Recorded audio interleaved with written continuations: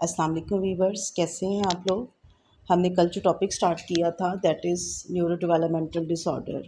और neuro developmental disorders में हमने कल इंटेलेक्चुअल डिसेबिलिटीज़ और ग्लोबल डिसफंक्शनिंग जो है उसको हमने पढ़ा था। आज का हमारा जो टॉपिक है उसमें हम ऑटिज़म स्पेक्ट्रम डिसऑर्डर को स्टडी करेंगे।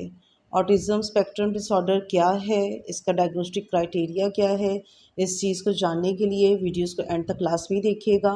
मेरे चैनल को सब्सक्राइब कीजिएगा और बेल आइकन को ज़रूर दबाइएगा ताकि हर नई आने वाली वीडियो को आप सबसे पहले देख सकें और ना सिर्फ वीडियोस को देख सकें बल्कि मैं आप लोगों से ये भी कहूँगी कि अगर मेरी वीडियोस के हवाले से आप लोगों की कोई सजेशंस हों तो काइंडली उसे कमेंट में ज़रूर मुझे बताइए ताकि मैं अपनी वीडियोस को या अपने टॉपिक्स को मज़ीद बेहतर कर सकूं। तो अपनी वीडियो की तरफ चलते हैं, वीडियो को एंड तक ज़रूर देखिएगा। Autism spectrum disorder.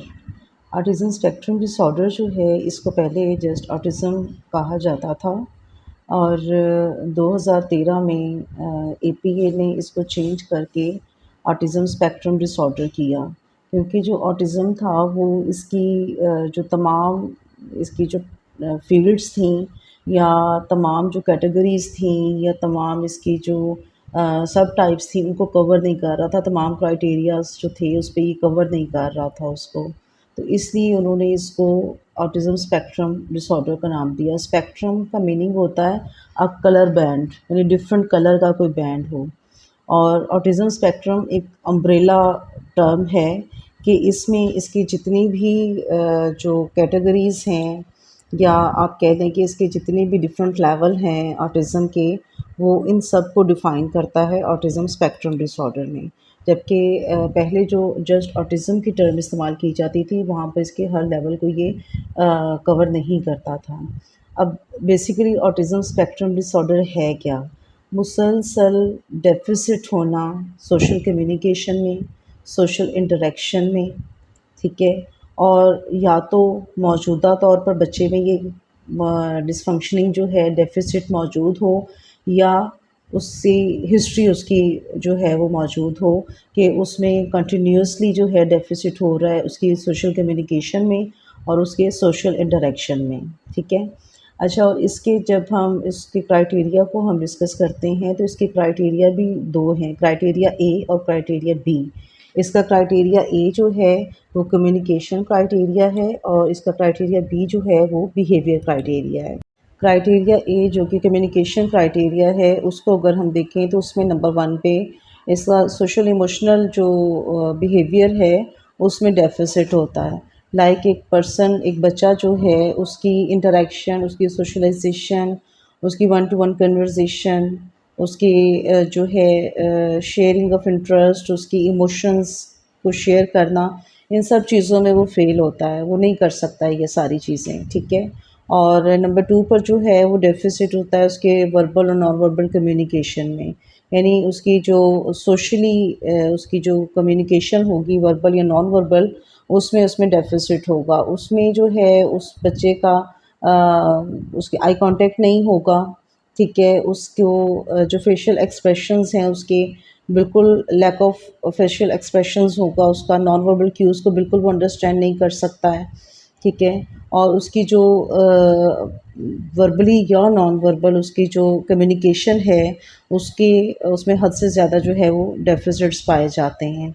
इसको अगर हम इसके जो स्पेसिफ़ाई करें इसकी करंट सेवेरिटी को, तो वो इसकी सेवेरिटी बेस करती है कि सोशली इसकी जो कम्युनिकेशन है उसका इम्पेयरमेंट किस लेवल का है, ठीक है। वो जितने ज़्यादा इम्पेयरमेंट होगा वो इसकी सेवेरिटी को जो है वो बताएगा कि कितना इसका जो ऑटिज़म स्पेक्ट्रम है वो किस लेवल पर है। क्राइटेरिया बी जो कि बिहेवियर क्राइटेरिया है उसको हम देखेंगे। इसमें जो है वो बच्चे का रेपिटेटिव बिहेवियर पैटर्न्स होते हैं, लाइक उसकी जो बिहेवियर होती है, उसकी जो मूवमेंट होती है, मोटर मूवमेंट होती है, वो स्टीरियोटाइप रेपिटेटिव होती है, ठीक है। मतलब लाइक वो ऑब्जेक्ट्स है या वो स्पीच है उसकी या वो उसकी जो है मोटर मूवमेंट्स हैं, लाइक वो कोई टॉयज़ उसके पास हैं, ठीक है, उनके साथ वो फ्लैपिंग करेगा या एक स्टीरियोटाइप मूवमेंट उसकी होगी। इसमें जो है एक्वेलेरिया भी होता है बच्चों को। एक्वेलेरिया मीन कि एक बच्चा जो है वो जो भी अल्फाज उसके सामने बोले जाते हैं वो उसी को रिपीट करता जाता है, यानी एक ही लफ्ज़ को वो बार बार रिपीट करता है। ठीक है, उसके बाद नंबर 2 पे जो है इसमें जो है वो चीज़ों में इनकी कोई फ्लेक्सिबिलिटी नहीं होती है। इनकी जो रूटीन होती है, इनके जो वर्बल नॉन वर्बल बिहेवियर होता है, ठीक है, उसमें सेमनेस होती है। यानी एक चीज़ जो इन्हें जैसी एक दफ़ा उनको पसंद आ गई है, उन्हें वो चीज़ वैसी ही चाहिए है। लाइक उनकी एवरीडे फूड है, उनकी कोई रूटीन है खाने-पीने की, उनको जो उनको टॉयज़ उनको पसंद हैं, तो उसमें ये बहुत रिजिड होते हैं, उसमें ये चेंज इन्हें पसंद नहीं होता है, ठीक है। फिर नंबर 3 जो है उस पे ये जो है ये हाईली रिस्ट्रिक्टेड होते हैं, यानी इनकी जो इंटरेस्ट होते हैं, इनकी जो पसंद नापसंद जिसे आप कह लें, उसमें ये बहुत ज़्यादा रिजिड होते हैं और बिला वजह किसी भी एक चीज़ के साथ इनकी ना फिक्सेशन हो जाती है। लाइक आपने देखा होगा कि अक्सर जो ऑटिस्टिक बच्चे होते हैं वो उन्होंने या तो दुपट्टा पकड़ा होता है या कंबल पकड़ा होता है या कोई टॉय उनका होता है जो ऑल टाइम उनके पास होता है, यानी किसी भी चीज़ के साथ ना उनकी फिक्सेशन होती है। तो ये चीज़ें इनकी जो है क्राइटेरिया बी में आ जाती हैं। मज़ीद जो क्राइटेरिया बी है उसमें इनका हाइपर या हाइपो एक्टिविटी होती है इनकी सेंसरी आउटपुट में, यानी इनकी जो सेंसेशंस होती है ना वो बहुत हाई लेवल की होती है। इन्हें या तो वेदर सेंसेशन होती है या इन्हें जो है वो एनवायरमेंटल सेंसेशन होती है, फिर इन्हें स्मेल सेंसेशन होती है, इन्हें टेम्परेचर सेंसेशंस होती हैं। मतलब ये जो इनका सेंसरी आउटपुट होता है ना वो इतना स्ट्रॉन्ग होता है कि ये जो चीज़ इन्हें रिक्वायर होती है ना, अगर उससे ज़रा सा भी आगे पीछे हो जाए ना तो फिर ये बच्चे बहुत ज़्यादा डिस्टर्ब हो जाते हैं। लाइक मेरे पास एक बच्चा था तो उसको वेदर सेंसेशन था, तो उसे मतलब गर्मी उससे बिल्कुल बर्दाश्त नहीं होती थी। एसी चल रहा होता था तो वो बच्चे की किलकारियाँ पूरे जो है ना मेरे ऑफ़िस में गूंज रही होती थी।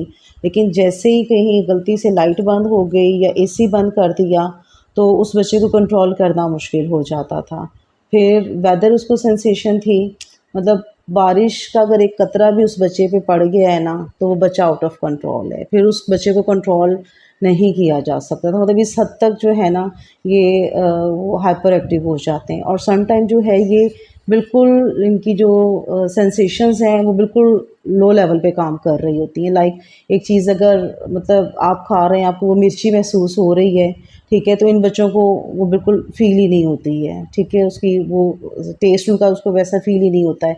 एक स्मेल आपको बुरी लग रही है लेकिन इनको वो फ़ील ही नहीं हो रही होती है, ठीक है।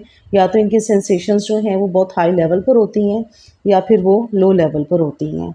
और अगर इसको स्पेसिफ़ाई इसकी करंट सेवेरिटी करें तो ये भी जो है क्राइटेरिया ए की तरह बेस करता है जो इनकी इम्पेयरमेंट होती है सोशली उस पर कि वो इम्पेयरमेंट किस लेवल की है, ठीक है। उनके जो बिहेवियर पैटर्न्स हैं वो कितने रिस्ट्रिक्टेड हैं, कितना वो उसमें इम्पेयरमेंट है, वो ये चीज़ें डिसाइड करती हैं इनकी सेवेरिटी को।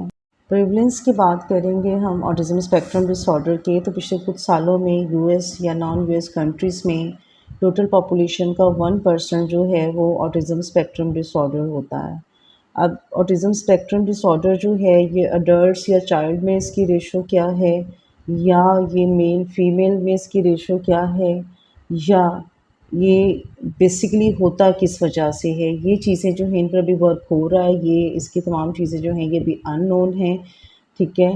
बट ये है कि DSM-4 में इसको ऑटिज़म का नाम दिया गया था। उस वक़्त इसकी जो शरह थी, इसकी जो रेशो थी, उसकी निस्बत अगर आज के टाइम के साथ हम उसको कंपेयर करें तो इसमें इज़ाफ़ा हो रहा है, मुसलसल कमी नहीं हो रही है। ऑटिज़म स्पेक्ट्रम डिसऑर्डर के बारे में हमारी आज की वीडियो थी। मैं उम्मीद करती हूँ कि आपको अच्छे से समझ आ गया होगा कि ऑटिज़म स्पेक्ट्रम डिसऑर्डर क्या है या इसका क्राइटेरिया क्या है। इंशाल्लाह मिलते रहेंगे इसी तरह नई-नई वीडियोज़ में नए-नए टॉपिक्स के साथ। नई वीडियो तक के लिए इजाज़त दीजिए। अल्लाह हाफ़िज़। अपना बहुत ख़्याल रखिएगा, खुश रहिए और खुशियाँ बाँटते रहिए। अल्लाह हाफ़िज़।